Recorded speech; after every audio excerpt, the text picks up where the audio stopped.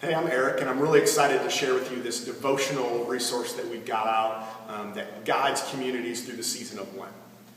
I don't know about you, but I grew up in a pretty typical evangelical church. It was a great community, but Lent wasn't really on our radar. And when I finally stumbled into the season of Lent, I began to realize that this was a time of year that really ushered me into the story of Scripture.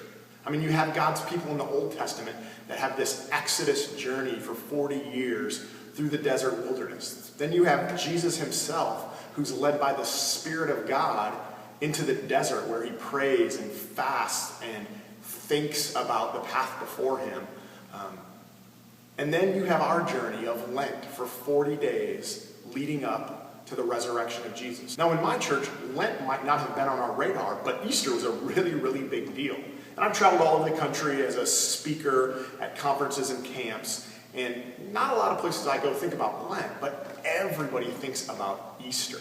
It's huge. It's central for us as Christians.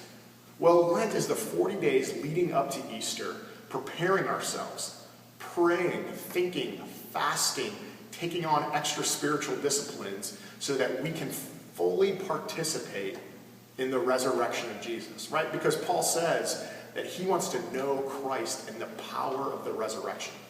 Well, Lent is this ancient tradition of Christians reliving the Exodus journey, joining Jesus in his desert fast, living this life of giving some things up, taking some extra disciplines on, of turning in and looking at their heart so that they can fully participate in the resurrection of Jesus at Easter time.